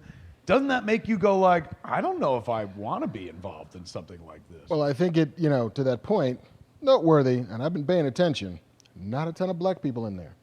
Yeah. You know why? Because the minute you start calling people Throwing slaves out and words masters, like that. fuck this. Yeah. Time to go. Fell for that once, didn't like it. Very true. Moving on. Very true. It's so weird. That's true. I didn't notice that. Yeah, I'm like, oh, and I'm also like watching for the Battlestar people because I know That's true. Yeah. The Nikki Klein, who played Callie. And then there's another one too. Yeah, like Nikki Klein is deep into it. I think she's now married to Allison Mack. What? Yeah. That girl from Battlestar Galactica and Allison Mack are married? Yeah. Isn't Allison Mack in jail? You can be married to somebody who's in jail. Oh, good point. Allison Mack is on house arrest, I believe. She's not in jail. So she's not in jail, but she's like serving time. I for a guess. crime. She got convicted of something. She got convicted of a crime. But like, Wow, and she married the girl from Battlestar Galactica? Mm-hmm. What? And this is the first time hearing of it? See, there's more in this I documentary. know, like, they better get to that episode. But like every now and again, there's like, oh, there's Grace Park. And Yeah, oh, she sure, was go in an too deep episode yeah, too. but I Yeah. It think seemed like because there was a Vancouver office, everyone that Yeah. shot up there, they got a few Yeah. Battlestar people, a few Smallville Smallville people. people. Because who's the other, Kristen Kruick or whatever? Yeah. She played Lana Lang. Right. So yeah, there's, and I keep hoping to please don't see anybody else. Please, no more Battlestar people. Come on, guys. You all seem smart. Come on. Not a. What's number 6's name? Trisha. Yeah, not Trisha showing up. I've in been like footage. You're gonna be living in like, fear of like, please don't see Trisha. Please don't see Trisha. And then like I texted her. I was like, I'm watching The Vow. She's like, it's crazy, right? And I'm like, I'm not gonna see you. You're in like, there, now am I?" when you say it's crazy, do we mean we both think it's crazy? Yeah. She's It's like, definitely worth a watch. It's called The Vow. It is. I about feel the like Nexium it's cult. coming to its end. Like episode 7 was last week. I think episode 8 might be this week. Yeah. So yeah, but it's absolutely worth just watching the dumb shit people will do to find a way to make themselves feel better. Catherine Oxenberg really stepping up. Yeah, I know, because her kid. For somebody who was like, born royal and shit like that. And she Yeah. literally in it to save her kid like any mom. Like, I was very impressed by her. In as much as she's, she seems dialed in. It's not like somebody's downloading a report for her. She's trying to save her kid. Did she do it? Does anybody know? The kid, India. Did she pull her out of that? I don't know. I'm assuming That's the gonna be only episode part 8. of the story that I'm unfamiliar with whatever happened. That's why I keep like, I wonder what happens with her and her daughter. Yeah. But I know the other guy goes to jail, doesn't he? Rainier? Yeah. I think he does. Yeah. But yeah, and I had just watched like for sex trafficking, amongst other things. There were weird charges. But. Very much so. But I had just watched like Sharktopus versus Barracuda or something. Right. And you're like, no, I need something just as real. Indeed. But like Casper Van Dien is the star of all those things, and he was Mr. Catherine Oxenberg. He was Mr. Catherine, and she's in one of those things. I'm like, we just saw her in that shitty Shark Barracuda movie. She was in him and her were in those Left Behind movies. Oh, that's right. Yeah, it's worth watching. It's definitely worth a watch, man. As is, of course, fucking Lovecraft Country, which that must be wrapping up soon, right? Yeah, I mean tonight. I think. Did you watch last week's episode? I did watch last. All I could think about last week's episode was you're the actress who they hired to play that part, who was Courtney B. Vance's wife in the show, Ingenue Ellis, who has a bit parts up until that episode, and they don't tell you like when you're doing a show. Here's the 10 scripts. They give them to you one a week, generally speaking. So you're that actress, you took the job, you're like, right on, there's great people in this, I got a cool part, like, I'm here, great. Then one day they're like, the whole episode is about you. And like, you get to play 10 different versions of a possible version of yourself. All I could think watching that episode is how happy that actress must have been to be like, oh my God, I'm going to get to show off every fucking range that I can. Like, what a gift and stuff. And did they tell her when they hired her, you're going to have an episode all to yourself? And when they told her that, did she even conceive of what that meant? Right. Yeah, that's fascinating. Because, I mean, I have to think that Misha Green at some point, like by the time you're casting, you're like, we kind of know what the season is. Like, everything's not written yet, but here's kind of what episodes 1 through 8 or 1 through 10 are going to be. By the way, you're going to really like 7. Oh my God. It was a wonderful episode, but like as great as the content was, and it went everywhere, and it was like just a real just a trip, man. Like total sci-fi trip. And really detours from the main story. Leaves out all the main characters except her. Makes it all about her, which even in the grand scheme of the entire series, like you don't feel good for just her as an actress, you feel good for her character, who has always been a support system in not just the lives of these characters, but the story that we're watching. Suddenly she gets to take center stage and like crushed it. It was such a great episode. Yeah, it's this, Lovecraft Country's been a really interesting watch because I'm a person who loves narrative and who loves plot and character as well. Clearly, you can't have one without the other. But I always look for things to kind of Swiss watch-like make sense. And Lovecraft seems fundamentally not interested in that. Right. It is living on this like magical realism tone poem level where it's just, we're telling this story. And it almost doesn't matter if this part of the story keys in at all to any main narrative. It's going to answer any questions you might have about the show. We're just going to do this shit where she just trips through some magical reality machine and sees the versions of herself that could have been if they lived in. Or were. That's what I got out of the story. She lived every one of those lives. Yeah, and it's a dimension time machine more than it's just a time machine. And like, does it make sense? No. Does it have to make sense? Turns out, no. And just like swimming in those emotional realities has been really refreshing, both as a viewer and as a storyteller. Just like, if you can just find the emotional truth of your characters, you can do almost anything. And if your audience is on board, they will 100% roll with you. And I'm on board. I love what they're fucking doing over there. Telling great stories. Did you see Misha put up, somebody tweeted a question going like, how do you pitch a show like this? And she was like, I'll show you. And she put up, there was a set of like 12 or 15 or 20 note cards, but the top note card was visible and readable. And it was, H.P. Lovecraft is a celebrated, all the usual Wikipedia bullshit for the first 3 sentences about who Lovecraft was, and he has his own genre, Lovecraftian, blah, blah, blah.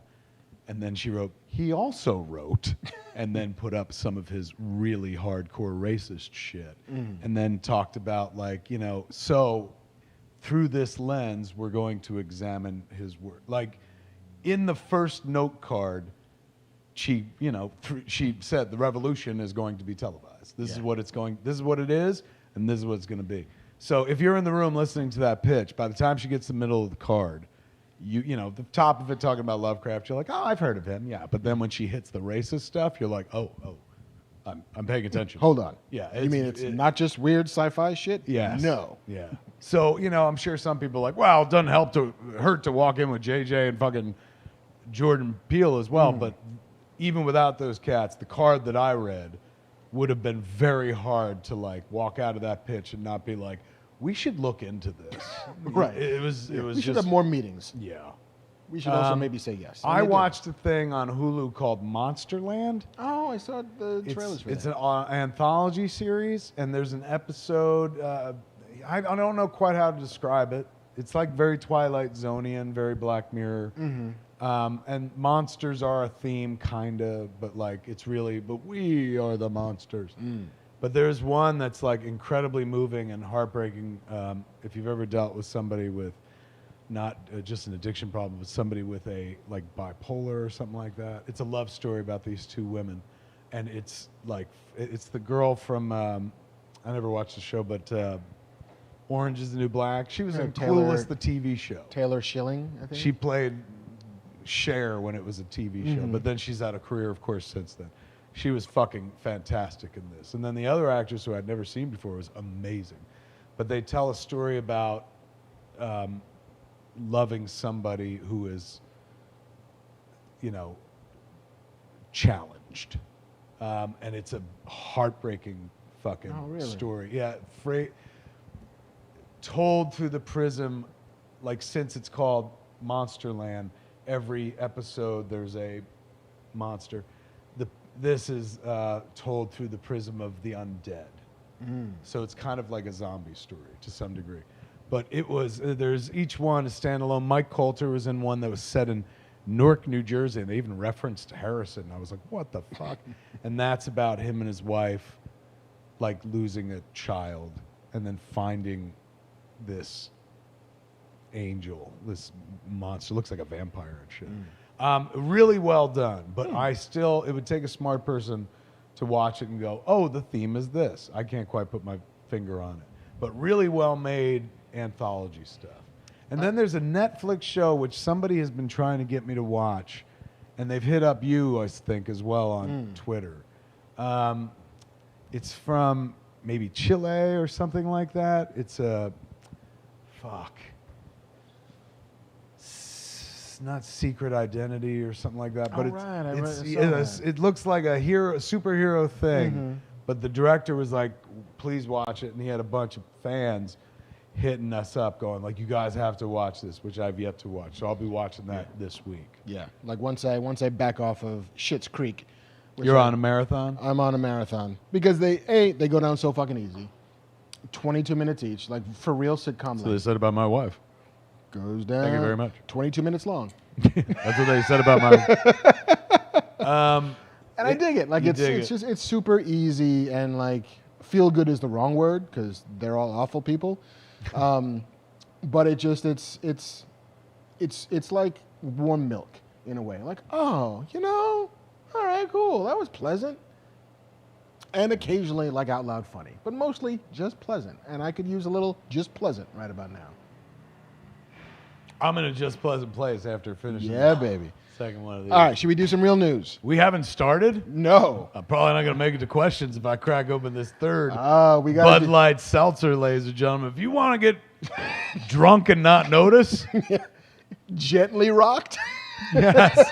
And then suddenly you're like, whoa, look who's in me. Liquor. Bud Light Seltzer. That's for you. Mark, tell them what news we got. Look who's in me. Kevin Smith. This better be about Jamie Foxx.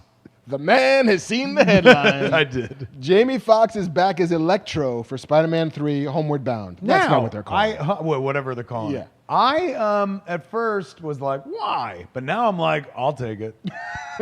I was not a wild fan of this flick. No. Particularly this incarnation of Electro either. So, oddly enough, when I first read this story, I was like, are you sure? Then I read it deeper, and I was like, you know what? That would be actually cool. Here's a chance to put him in the costume. Here's a chance to do the Sinister Six, which is what I think they're building. I think they're building toward, and it's also... And he's an amazing actor. I don't blame that fucking movie on him, but I didn't care for his take on Electro. No, but I also think that this and the J.K. Simmons tail end of shows a willingness to create a Spider-Verse. Like, we're getting it now. Like, and they're leaning into it for real. Like, whatever, I don't know, maybe whatever. At some point, Miles Morales and Peter Parker in live action will be hanging out. Are going to meet. They're going to meet. Like, they're going to give us that shot they keep showing on the internet of 3 different Spider-Mans, Toby, Andrew, and the current kid, Tom. Right. They're going to give us that shot. And they're going to give us Miles. They're going to give you what you want because, look, just start telling them what you want because that's the only way they're going to get you to go back to the theaters. So look at what the Flash movie's becoming.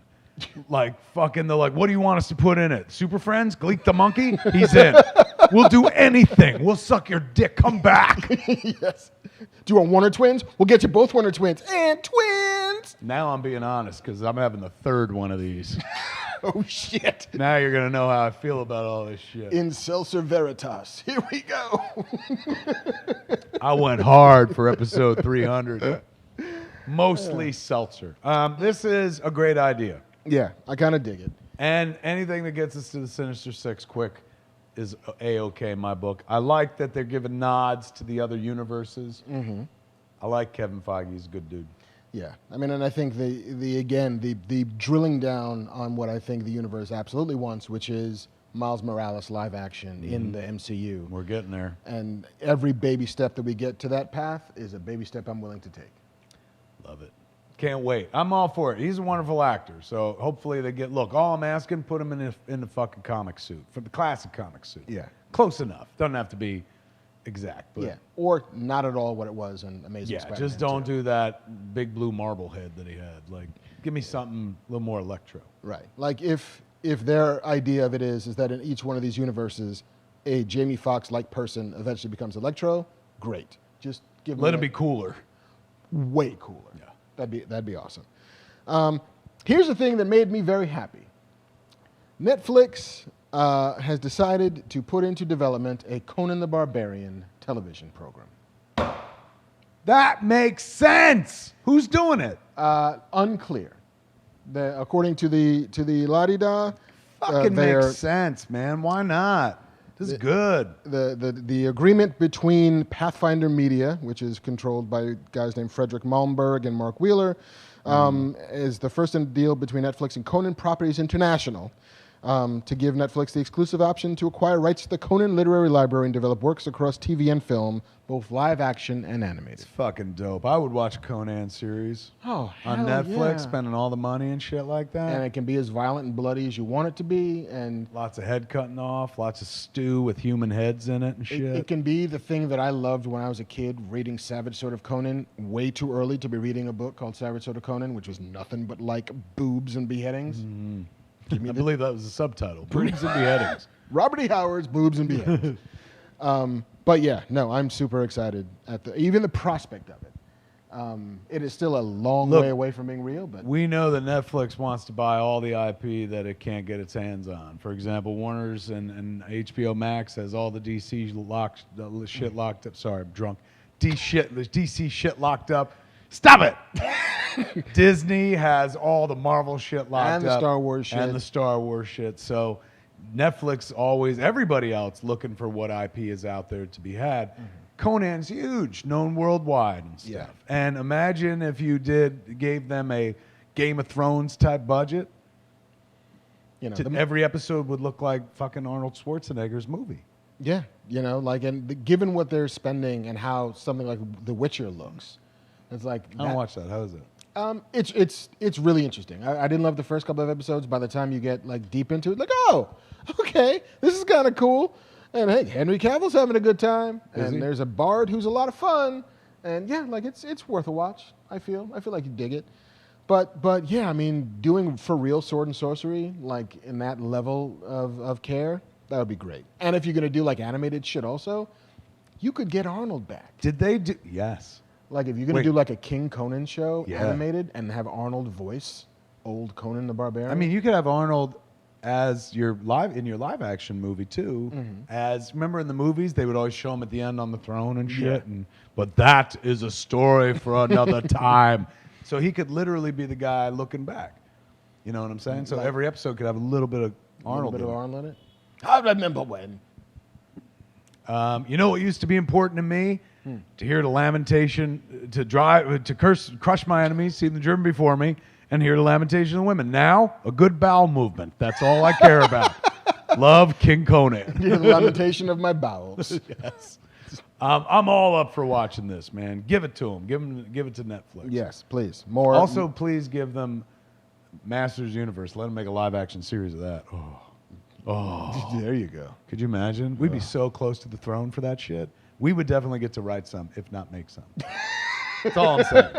And I'm talking about, like, could you imagine if they did that? Like a series like Game of Thrones, but it was Masters of the Universe, where they spent that much money? That's insane. I want it. That's insane. Dare to dream, I say.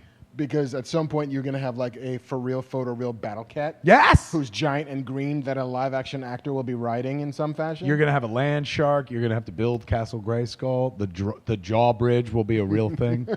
You watch. Within the next fucking 10 to 20 years, somebody's going to do that. I look forward to the picture of Kevin Smith standing on the jaw bridge. I'll visit that set, because you know they ain't going to let me direct. But I'll visit that set. Oh, I mean, I have a feeling you're never leaving that set. You ain't kidding. Like, is he still here? Yeah. Look at him. There he is. Look at him. He's bugging Beastman again. Beastman's just a guy in a green screen suit. Would you stop talking to the sorceress so much? She's got work to do. Leave Lena Headey alone. Lena Headey is our sorceress. Is fucking phenomenal. Oh, anyway, enough about that. Can't wait to show you. Indeed. All right, what else we got? J.J. Abrams is ripping us off. I know that guy. What? Yes. Again? What'd he do? J.J. Abrams is going all the places you'll go to make a Dr. Seuss animated flick for Warner Brothers. Oh. And why is that our idea? Because... Oh, we wanted to do World War Seuss. We wanted to do World War Seuss. And this is like the beginning of a like Warner Brothers Seuss kind of connected universe. A Seussiverse. And yeah, we wanted to do that first. We did. We had an idea on a show years ago. Yes. To do World War Seuss. And once again, somebody was listening, writing shit down. And now our idea, a good idea, belongs to somebody else. I wouldn't be surprised if J.J. Abrams next announces a Cinderella fucking project. Son of a bitch. Good for him. I want more Seuss. But 2 hours? 2 hours. I don't... Did you ever read a Dr. Seuss book? I know you did. Lots of times. How long does it take you, Mark? I don't know, 8, 9 minutes. You know what I'm saying? Like, even when they did The Grinch Who Stole Christmas, they stretched it at a half an hour. These 2 hour movies, and I say that with nothing but affection, my boy Scott Mosier co-directed the Grinch movie, but like, can't a thing be a thing that's a small thing? Why does it have to be a feature-length thing? The places you'll go you can read in 10 minutes. Yeah, they're all kind of peppy and quick. But you know what? That's why I'm not a fucking multi-millionaire. That's why I'm not J.J. Abrams, because I'm like, go read a book. JJ's like, no, I'll show it to you. Never read a book again. Here. Come here. But yeah, it's going to be feature-length, animated, coming out 2027 is the current projected date. Holy fuck. What? Yeah. Well, we're getting... How dare you tell us about something that's not happening until 2027? We're trying to get through 2020. We got like 40 days left. You might as well be like, you know what else is coming? The apocalypse eventually. Like all things end. Yeah, no, pretty much. That's 2029. 2027. All right. Well, there's no point in talking about that for another 5 fucking years. Yeah. So we'll not another 5 fucking minutes. That's it. Black. Now I'm getting honest. There it is. Fuck you, Seuss. Yeah, I'm tired of being made promises. Fuck you and your Seussiphone. Promises schmomises, as Dr. Seuss might have rhymed himself. As long as I'm rich. What else we got? Besides J.J. Seussiverse, which I'm sure I'll pay to see. Indeed. I hope so. 2027, I'll be a 57-year-old man. Will I still give a fuck about this shit? Well, it'll be on Netflix. You can watch it 2 a.m. stoned. Done and done. Already paid. My God, fucking! I need you around to reassure me of all things. That was wonderful. Barry Jenkins. I know this name. Oh, he directed Moonlight. From the Moonlights. Yeah. Moonlights. Well, both of them. He directed both of them. Both Moonlights. Phil and Teddy Moonlight. is directing The Lion King 2. Now, is it Simba's Pride? I don't know what the story is. It better be Simba's Pride, for heaven's sakes, because he had a lot of it. Simba's Pride is about him having babies, right? Yes. It's basically a 90-minute episode where he's like, yeah, I feel the love tonight. Fuck I'm going to put it right in your circle of life. Hey, we're going to make a baby. How you doing, Nala? Yeah. That's the circle of life. So wait, what? He's doing a sequel. Is this, I guess, it needs a sequel because it made over $1 billion, and they need to make another $1 billion. Everything, if it makes over $1 billion, it's going to get a sequel. And Favreau's like, I'm too busy. It's like, I'm sorry, I'm in the volume. Man, I'm doing a bunch of fucking Mandalorian shit. May I make a request to Barry Jenkins? Sure. Brilliant filmmaker. He needs no advice from me. Put some cartoon expressions on these cats next time. Yeah, little Nobody fluidity. gives a fuck about photorealism. Let's have them express things. Let's have them be surprised. Let's have them fucking, be like, he. Let's have them nudge one another. Smart. I need at least 6 cartoony emotions on these cats. 6 emotions. That's Yes, all I need. 6. No more That's than all that. I need. That'll tell a story. I don't know if it's going to be Simba's Pride, but according to Deadline, the story will further explore the mythology of the characters, including Mufasa's origin story. What? Moving the story forward while also looking back, a la The Godfather Part 2, but set on the African plain. Oh, it's the Godfather Part 2 of Simba movies. Yes. Where it's what happens next, and look what happened to the other guy. This is how we got here. This is how Mufasa claimed fucking Pride Rock in the first place. Look, I'll take more James Earl Jones for all times. So Yes, that's and fine. so faster. Although I bet you as a young Mufasa, he'll have a different voice. Yeah, it'll be Vin Diesel. Hey, family! Welcome, family! Vroom, vroom. Like, not in this one. Not in this movie. I am Groot. Wrong one. Yeah, sorry. I am Superman. Nope, not that one. I am Mufasa. All right. I didn't see the first one, but maybe Yeah, you did. Because you saw the 94 Lion King, and it's mostly the same thing. Hands up. Put that on a fucking T-shirt. I did see the original Lion King because I saw it back in 1994. It's a long T-shirt. It is a bit, but that's okay. Type's cool. Look, man, if they could make a fucking Flash Grodin T-shirt, did you see you got a shout out from the T-shirt maker? That was awesome. I feel like that's maybe better for a TikTok than a T-shirt. Probably. But kids. Let me tell you, kids. Happy anniversary. Happy anniversary. I'm gonna go fuck your mother. This shit is sly. It's a sly little liar. You're a little fucking liar, aren't you? 100 calories. I'm so little, I can't hurt you. I'm making bad decisions right now. I haven't even left the building. All right, what else we got? David S. Goyer. Oh, he's famous. He's written many things. He has. Including some Batmans, some Supermans, and the Mans of Steels. He's had a few TV shows. He has indeed. He's doing a podcast. He's doing a Batman podcast.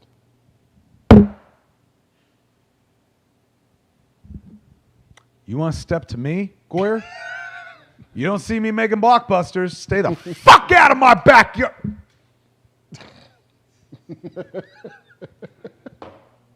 What's this podcast about? It is a scripted podcast Oh, all right. That's different. called Batman Unburied Oh, right on. for the audio streaming service. For Spotify? For the Spotify's. I was talking to them about doing DC podcasts. Yeah. And then like many things in life, I thought, that'd be great. And then I got interested in my own shit. And you know who they got? Fucking David Goyer instead. Like, we don't need the likes of you, Silent Bill. Here's a guy that's actually worked on Batman. Good for him. We can listen to this thing. It's going to be like the Neil Gaiman, the Sandman podcast. If I had to Wolverine guess, podcast. like heavily produced. Not like badly. I don't mean like heavily produced. The way No, like- heavily produced meaning the sounds of Gotham. Yeah, not like how some people are heavily made up and they don't look good. Like, throttle back. Well, I just put a little on for it's the 300th episode. I Fuck know, you. but you look I was good. going to say you put no makeup on, so I know, your cheeks look red. They're thank nice. you very much. Good for Goyer. yeah, He gets so- richer. David Goyer, one of the richest geeks in the world, isn't he? Indeed. And you know what, kids? I'm not taking anything away from David Goyer. He's a talented man. But you know where David Goyer's superpower is? He read a bunch of things that he liked, and then he carried them into adulthood, and he makes grown-up versions of them. Anybody can do that, including you. You could be David Goyer. Oh, Boyer. Never forget that. Next. They're like, how come you ain't him then? I'm like, well, because I don't know. I wanted to be. Because I'd like not to be. Yeah, I wanted to be Kevin Smith. I made the wrong choice. Why are we at the gas and sip at 2 o'clock in the morning? Yeah, choice, man. Choice. By choice. If you guys know so much about girls, why are you like here at a gas and sip at like 9 o'clock on a Friday night? Choice, man. Well done. Thank you. It's a good movie. You make me want to watch that flick. I haven't seen that in a while. There you go. I don't know if I can, though. Honestly, I say that every time I leave here, and very rarely. I would say 3 out of 10 times do I actually watch the thing where I'm like, ooh, I'm going to watch that. When I do, it's satisfying. Yeah. But sometimes I get home and I go to like rewatch something I've watched, I don't know, 100 times, and I'm like, can't do it again. No. We live in a world of choice, and there always feels like there's something I have to catch up on. I still haven't watched Legion, and they're done. Oh, and yeah. Jamie gave me the whole fucking thing on Blu-ray and stuff. I got no excuse not to watch it, and still. You know what I just started watching 2 weeks ago? Well, I am drunk because I'm getting loud. I'm like, hey, you! You're like, I can hear you. Yeah. Hey, neighbor! You know what I'm watching? Hey! Bojack Horseman. Did you now? Have you ever watched it? I've never watched it. It's funny. It's Yeah. like, and more than it being funny, it's there's some funny stuff in it, but it's not like, they're literally making a fucking show. Like, it's a show that you're engrossed in where you're like, I hope this horse finds happiness. it's and he's like, it's about people. It's like really well done. I hope this horse finds happiness. It took me a while. They're done. They've done 6 seasons. They're finished, and I'm just jumping on the fucking train now and shit. So But you know what? Now you there's can ride at so your own much to pace. watch. You can ride at your own pace, man. That's true. That's Want true. to do 9 in a day? Fucking do 9 in a day. Remember there was a time you could see it all? Remember there was a time you could literally, like, I've watched all my shows. Like I'm done. Those days are gone. Yeah, like my 2 VHS tapes that I use to tape all the things I like, they're now empty, ready for new shit. You'll never catch up again. You're always going to be losing the race to watch all the media there is to watch. And some would argue that that's not losing. You're winning if you can't watch all the entertainment made, because that means you're probably out there living a life rather than watching fake people live theirs. But I would argue that an interest in fake people leading their lives has led me to a real life where I write about fake people leading their lives and then talk about them on a podcast with this guy 300 times in a row. Let's do it. So there's no right, there's no wrong. Do what feels good. Just don't do it in public in front of people unless you got a napkin. Yeah. There you go. Or unless you've rented out the whole theater. Unless you've got a napkin. Just saying. You got to clean up, catch it. Don't be an animal. Next. That joke sponsored by Bud Light Seltzer.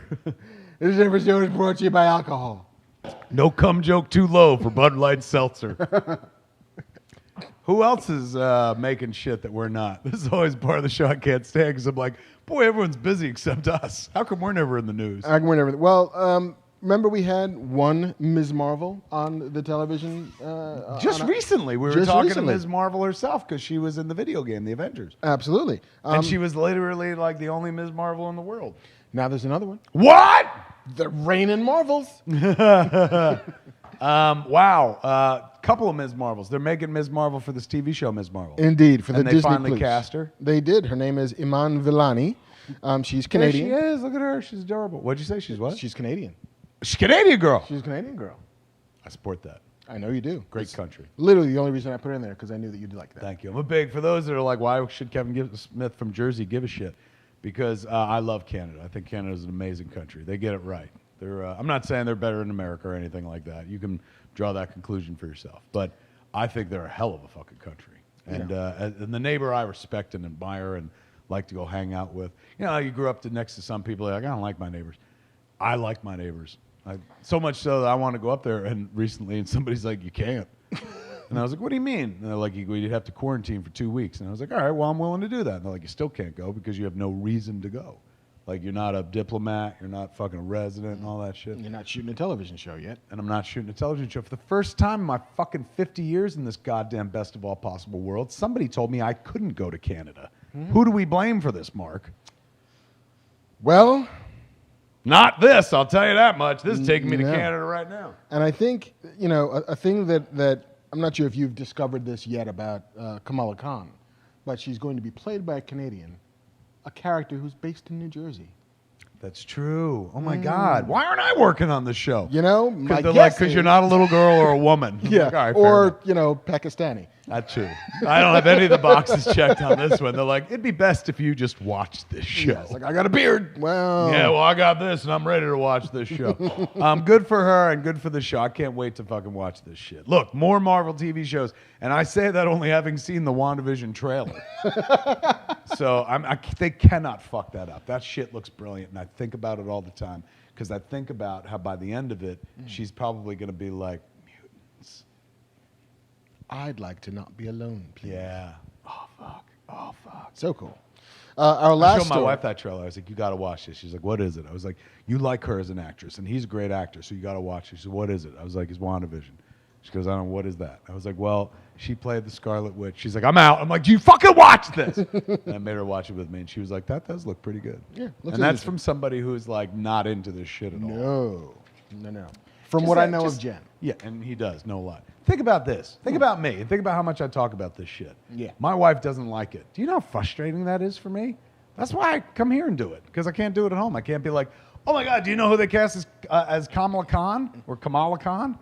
And she's like, the vice president needs to be cast? She's like, I don't give a flying fuck about your fantasy world. And I'm like, all right. That's why I drink, Jen. Yeah, I was like, then I'm going to crack open another one of these because she understands. You don't give a fuck about fantasy? Booze. You get it. Booze and weed. Hey, baby, how you doing? She fills me up, Jen. You don't. She does. It gives me confidence and energy. Jennifer slams herself into our bedroom and listens to the latest Vin Diesel track. Where he's like, the song. Maybe talking on the song. I am Groot. All right, back to it. My girl wants I heard a piece of that song, and I actually thought it was not bad, but they showed footage of, like, I guess Rachel Ray's audience, and they were all video monitors. Everyone's like... And then maybe it really turned me off. Yeah, it's like this is what you listen to in the Phantom Zone, like this shitty pop. Like, no, I have to dance or I will die. I gotta watch it without that footage. I think I might actually enjoy it, but with that footage, I was like, this is unsettling. Yeah, is that how people enjoy music? Like, do you when you listen to music, are you ever like? Can't you just appreciate shit like just doing this? Yeah, or just a little like whatever. Or this, some of this. There you go. Our last story. This is it. Last story of episode 300, ladies and gentlemen. Fucking grab your socks and hose and pull. Go. You teased it up top. Did we? Well, you mentioned the Flash movie. Oh, yeah, we talked about it. Yes. Billy Crudup is joining the Flash movie again. What? Pre himself? Indeed. I like Crudup, man. Dr. Manhattan. OG Dr. Manhattan. The OG Dr. Manhattan. He was attached to the Flash 4 years ago. Yeah, as Barry Allen himself. And he's in Justice League, right? Doesn't Barry go to see him in Justice League and he pops up? Is that Justice League or is it Batman v Superman? Batman v Superman, I think. Yeah. They're all blur. Pretty much. One of the movies he met his dad or saw his dad. So now his dad's coming back. Billy Crudup's like, hey, everyone likes this movie again? I'm in. Okay, cool. I'll come back. And he's a Snyder guy. He was with him on Watchmen. He was with him on this. But yeah, so... He's cut. He's Snyder cut. You think he's Snyder cut? Who? Billy Crudup? Yeah. Couldn't even spit it up. Billy Crudup? Yes. Yeah, Billy Crudup. He's a really good actor, man. Did you see the morning show? I never watched the morning show. He was on that? Yeah. Him? Billy Crudup, yeah. I thought it wasn't him. I thought it was the... Well, Steve Carell is playing Matt Lauer, basically. But yeah, and then there was another guy, but I thought the guy was one of those two brothers that's always in One of the Duplass brothers? Yeah. No, there is a Duplass brother, but there's also a Billy Crudup. Crudup was in it? Yeah. I didn't get past the first episode. You? No, I didn't even start the first episode, but I hear it's good. Didn't get past the first episode. Not because it wasn't, I wouldn't say quote-unquote good, but just didn't grab me. But if I'd known Crudup was in the deep dive. Crudup comes in long and strong. I would have took off my shirt, got in there, and did some hearty fucking, because I like Crudup. Fuck yeah. I believe in Billy Crudup. Filled with these still waters for Crudup. I'm a golden god. Yeah, remember? Yes, he had such a good heart in that movie. Such a great performance. I dig music. I dig music. All right, so he's back in the Flash. This Flash movie sounds like it's everything. It's got all the Batmans. Well, almost. I saw another report, well, I don't know how true it is, where people were saying, like, Christian Bale was like, I might do it if someone stays out of my fucking light. Courtesy of Ralph Garman. Ford versus Ferrari versus Batman. I'm ready for this Flash movie. I think it's the smartest thing in the world they're doing is packing it full of shit, man. Yeah. And then rebooting their universe. They're not waiting for like, well, maybe in 3 movies you'll want to watch it. Nope. No way. They're like, fucking let's do. You know, honestly, what they're doing is like, let's do what Aquaman did. Let's literally put 9 movies into one movie. Yeah. Think about it. Like, you could have got a whole movie out of fucking Black Manta. You got a whole movie out of Ocean Master. And these cats were like, I don't know if we're ever going to get that chance. Let's put everything but the kitchen sink, including a drum-playing octopus, into this fucking flick. And they were rewarded with $1 billion, and they're making another one. What does that tell you, kids? Yeah. Put it all in. Yeah, just, there's no such thing as moderation. Just do it all, do it now. Not anymore, especially now. Are you kidding me? What the fuck is going to make people go back to movie theaters? That Flash movie? That will make a motherfucker go back to movie theater. Like, what? 19 Batmans? 28 Flashes? And 8 Wonder Womans? Fuck, I'm there. And a partridge in a whole pear tree? Remember back in the day, they were like, oh, these superhero sequels, like they needed a penguin and a Catwoman for Batman 2. Now they're like, we're putting in every character ever invented in Flash 1. Because we're terrified people aren't going to come see it. I know. It took Marvel 18 movies to get to 400 characters on the screen. We're going to do it in 1. Yeah. They're like, we learned our lesson. We're not going to do what we did last time. So here's a movie with a bunch of characters. Fuck it, let's do it live. But I'm on board. They'll get my money. God bless them all. All right, we done with questions? We're done with news. Fuck that part of the show. We're now just drunk enough, ladies and gentlemen, to go head on with you, the home viewer. JC, how here has been the chatter thus far? Chat's been good. We had a couple fun comments I'll share, or sweet comments, I should say. Oh. Gary Smith said... Gary Smith, my old man. Back at the beginning of the show... he said, it's not the commentary on other people's news. It's the relationship between you two guys that's the draw of the show. Oh, Look at that. They like us. They really like us. Gary wants to get into Sophia bed with said, us. when you get to a certain age, you're not a nerd, you're a connoisseur. Oh. With regards to you guys talking about nerd stuff. Ooh. Excellent point, Sophia. We We curate the news here. We're sommeliers, as Marc said earlier. Bien sûr, Sophia. Merci bien. All right, this is everyone's favorite part of the show. They love to ask questions, and they love to see us fucking dance over the fire like Aunt Harriet. We're doing 300 tonight, right? 300 questions? 300 questions to celebrate our 300. 3, I believe, is what we're doing to celebrate 300. 1 for every 100 episodes.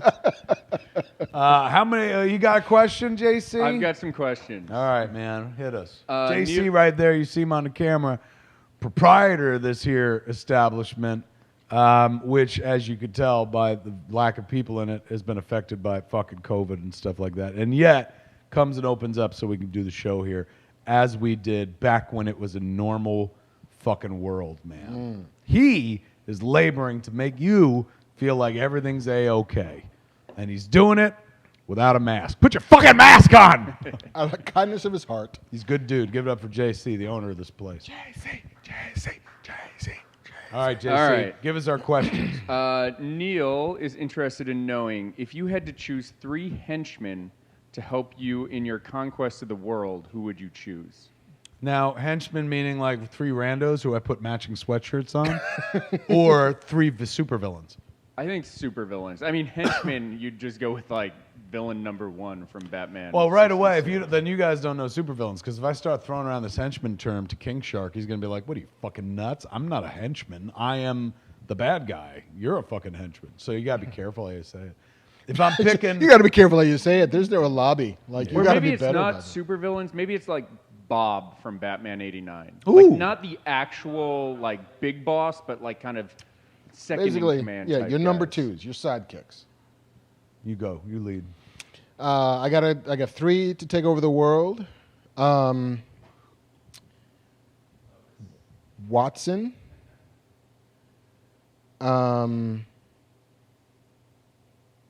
Kato. Nice. Excellent, Paul. Fuck.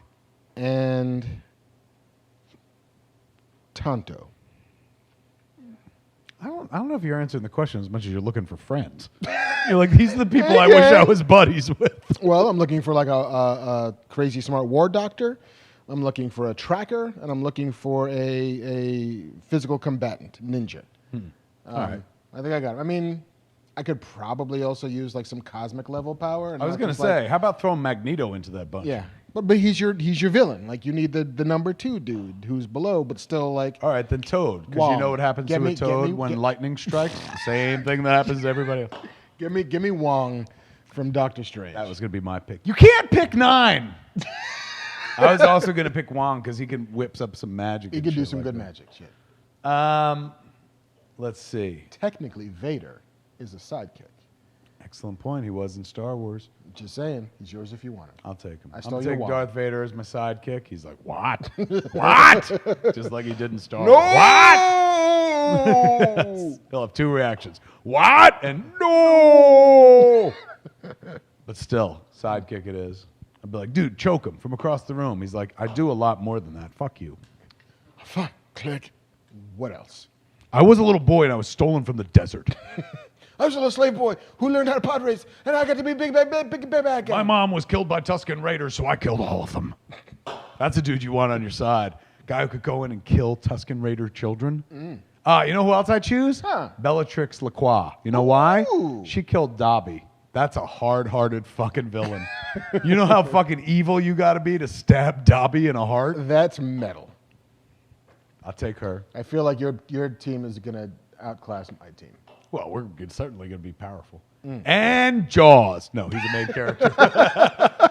Has always wanted to be friends with him. But he's got limitations, so I need somebody more powerful than him. Always got to be water. Yeah. He's not good for he's not a land shark. All right, look. Lucifer is the Lord of Hell, so you can't take him. Correct. But you can take a lesser demon, right? You can take Mazikeen. Or, no, fuck her. She's got half a face and shit. What kind of power she got? Have you seen the show, though? She's hot in the show. I got a wife. I'm not looking for hot. I'm looking for all-conquering power. She's also powerful, but not half a face. I say Beelzebub. Beelzebub. Lord of fucking flies, man. He's on your side, number 1. Look, you see how many flies it took for us to get past getting in this fucking door? Imagine if that guy had all the flies in the world. He could stop traffic left and right. There you go, man. Darth Vader, fucking Beelzebub, and Bellatrix Lacroix. Nice. That's a good team. Not bad, right? I mean, it's a bad team is what it is. I feel like your team kicks my team's ass because I was going too low in the front end. We weren't. It wasn't a fight. But I survive and you die. Yes. You're dying next to Wong and shit going, why didn't I choose the lady who stabbed Dobby? Did you need me to bring you more? That was a good question. Yeah. Right on. That wins a prize. Oh, nobody's here. We're keeping the prize. I think you need to add like Salacious Crumb also, just to keep it light. Somebody like a look, if we're adding little sidekick animals and shit, I'd choose one of them shitty cats from a Disney cartoon. They always got fucking puss on their face. The Aristocats? No, one of the mean ones, man. One of the cats that are mean. They're like, I'm going to kill the fucking goldfish that are heroes of this fuck. Whatever, fuck. Just one of them hyenas from Lion King? Yeah, give me them. I'll take some hyenas, man. Where's Whoopi? A couple of them hyenas. The Cheech and Whoopi one. Who was the third one? I don't remember. Probably some British character actor was like, hey, I was... Oh, he didn't say anything. He was like, like they talked and he didn't, right? He was the Silent Bob and shit. Or like the weasels from Roger Rabbit would be good, right? Holy fuck. You know what I could do with an army of them weasels and shit? But then Salacious Crumb would keep making them laugh and then they'd die. And Salacious Crumb didn't really add anything other than like, yee. I mean, he tore 3PO's eyes out. Yeah, that's true. That's kind of psychotic, too. Like, look at this fucking thing. That rat creature's eating the fucking robot's eyes. I don't have a soul. I'll take yours. The eyes are windows to the soul. I'm eating your vision. God, what an evil bastard. You're right. Yeah, well maybe done. him. You could always whip him at the fucking, like, cannon fodder. Throw him across the room. He lands on a fucker and eats their eyeball. Like a speedball special, like from X-Men. Like fastball special. Yes. Fastball special, yeah. Phew. Alley-oop. Speedball Rocky special was a John Belushi. Yeah, that killed him. We don't want one of those. All right, next question. All right. John Belushi, did you see the trailer for the Showtime For the documentary? doc? No. Fucking didn't see it. good. Yeah? There's not enough Belushi stuff out there. No. Man, we're about to see a pretty good looking doc, it looks like. All right. All right. Chelsea Mills has been paying attention. Chelsea. Her question is, who does Kevin and Marc think would be a good DoorDash driver from any comic universe? Wow. Ooh. Wow. Synergy. I give it to Kato and the Black Beauty. Okay. He's getting it anywhere, man. Can't do Batman and the Batmobile because he'd be like, I'm busy fighting crime. You think I'm really going to fucking deliver food? But Kato's like, look, we're not really crime fighters. We're super rich. We got time. Yeah, what the fuck else are we doing? Yeah, really. When I'm not pretending to be a criminal, I can pretend to deliver DoorDash. Nice. I say Kato and the Black Beauty because ain't nothing get between you and your fucking food. Because they got missiles, they got stinger rays, they got sonics and shit like that. Plus, it's super fast. They don't obey the fucking laws or cops. Kato is your delivery driver for DoorDash. Go Speed Racer, go Speed Racer, go Speed Racer, go. Oh my God, the Mach 5. The Mach 5. Delivering your food. Get that weak shit off my track. Here's your fucking food. And if he's ever like encounters a little resistance, fucking Racer X shows up to clear his path. It's a team. It's a DoorDash team. Speed Racer sponsored by DoorDash. I like it. It's a fucking racing endorsement. We also would have accepted Ghost Rider as well. He actually gets around a lot quicker on a motorcycle. Andrew, who do you got? Jim Cummings. Who? Third hyena. Jim Cummings. Jim Cummings, the third hyena from The Lion King. Jim Cummings was the third, but he didn't talk, right? He just giggled a lot and shit. So Winnie the Pooh was the third boy. Is that Third right? hyena. Winnie the Pooh was the third fucking hyena? He does Tigger as well. Wow. Jim Cummings does Winnie the Pooh and Tigger? And he did the third hyena, Ed? Oh. Jim's voice is everywhere. Wow, Oh, shit. man. We're learning some shit. We're learning some shit. I feel like Ghost Rider Oh, would bother. also... Same guy that did Oh, bother does... that guy? It could be you now. I know. Because you just did them both. I wasn't fast enough. Mine was very stalled. He does it fast. Like, can't do it. Now I'm trying too hard. I feel like Ghost Rider would also ensure that the food gets there hot. Absolutely true. You just keep it above the fucking wheel. Yeah. I think we got this. We did it. Thanks, Excellent Jeff. question. My pick would be Peter Parker from Sam Raimi's Spider-Man 2 because we saw him deliver pizzas. That's true. Excellent point, man. Peter Parker. He's got a city to save, though. He can't be delivering food all the Totally. time. And also, like, can your pizza be reliably, like, coherent when it arrives? Peter Parker's swinging through fucking town, whipping it at your house? It's slamming from side to side. Yeah, it's just a big wad of fucking cheese. You open that Meanwhile, box. fucking the Black Beauty's got like one of those boxes, a hot boxes that it sticks Yeah, your it food does. into. Yeah, it does. I'll take it. I'll take whoever gets there. I like JC's answer too, but I think we nailed that one. Great Yeah, question. Thanks, Chelsea. All right. That wasn't a Chelsea. That was a Chell Ocean. Which is better? Bigger, a sea or an ocean? Oceans are bigger. Chell Ocean, I say. Cello. Chell Ocean. Che. You got to rub in that Chell Ocean. Thank you. Final question of the evening. All right, this is episode from- 300. All that's standing between me and some veggie grill, This is from which I need because I'm fucking shit faced. this is from Shiloh Store. Shiloh. Shiloh. If Kevin and Marc had to make a movie from one of the ideas they've had during the 300 episodes of the show, what would it be? So every episode, you guys throw out great ideas that J.J. Abrams steals. Yeah. What Yeah. would you guys do? Mark's Cinderella episode. I thought was so fucking smart and original and shit. All I right, would we'll do that that. in a heartbeat. Let's do it. Dear Netflix, we have a pitch for you. Listen to this. We gave it away months ago on a podcast, but I'm sure nobody's doing it. Nope. When that shows up, we're suing. For sure. I would have liked to have. I still would like to see the version of Rogue One that we had pitched. Yeah, what was that? It was a better version. It was where it turns out that Jyn Erso was the TIE fighter pilot who spins out Darth Vader at the end of What? Hope. Yeah. Right before Vader goes, what? Yeah. So that's the reason why she was wearing the black suit in the trailers. That's the end of her run. Is if she's never making another one, which she isn't anyway. Right. Let's let her go out in style. And she was gonna fucking shoot him.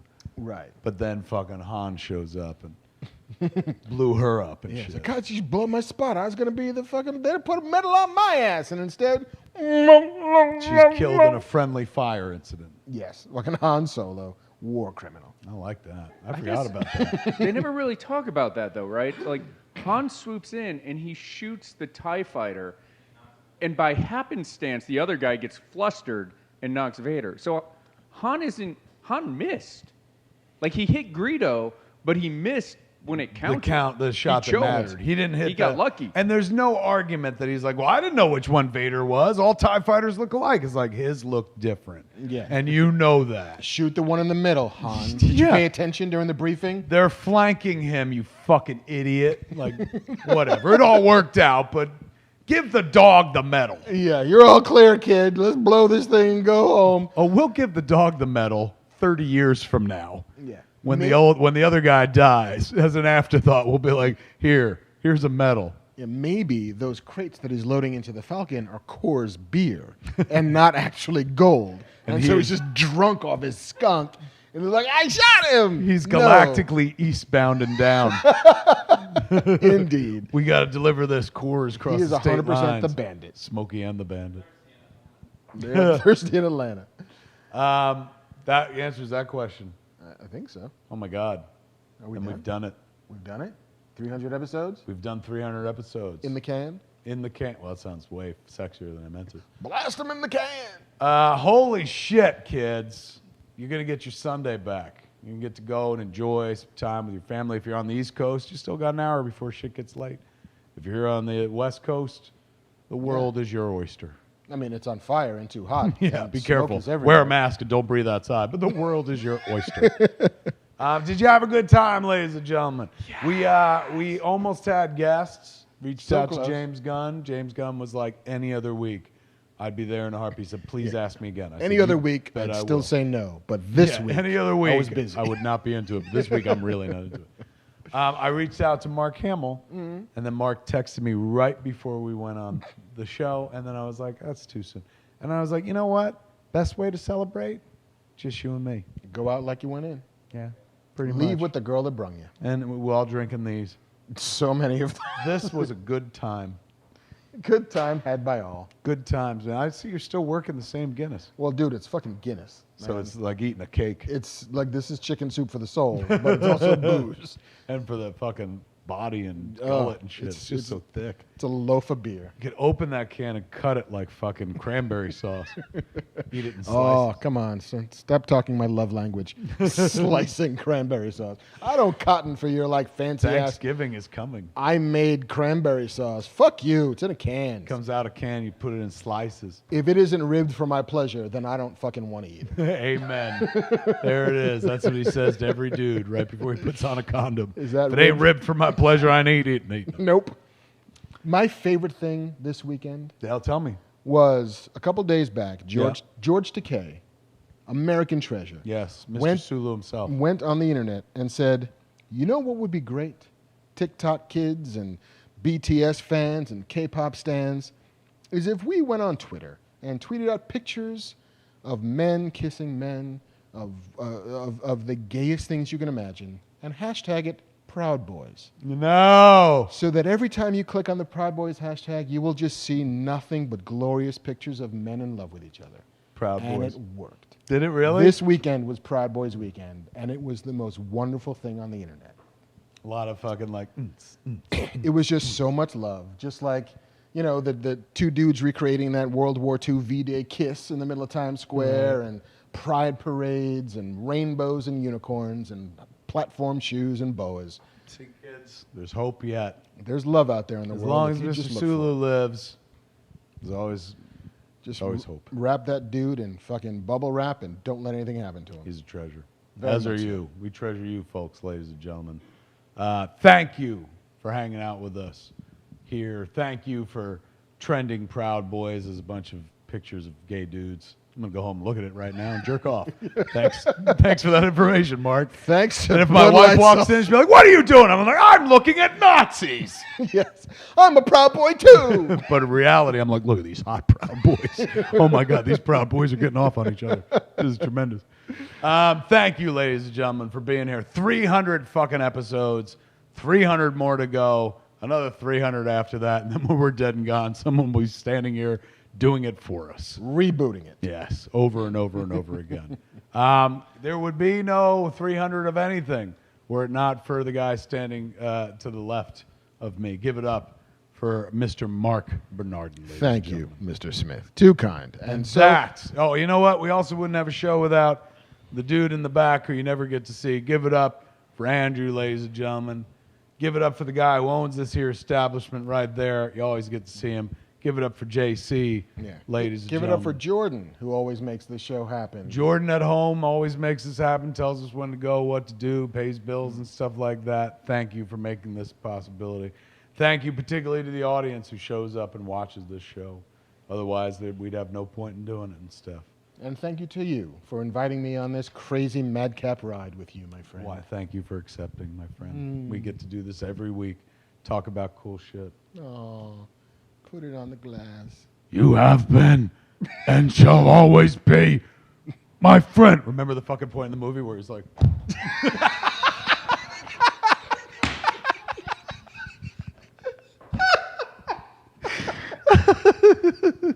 There it is, ladies and gentlemen. Fat Man Beyond, The Wrath of Khan. Thanks for being here. For Fat Man Beyond, I'm Kevin Smith. I'm Marc Bernardin. Tune in next time. Same fat time. Same fat channels. Modcast.com or... Ship out of danger. Funniest part of Star Trek 2. In a scene that shouldn't be funny at all.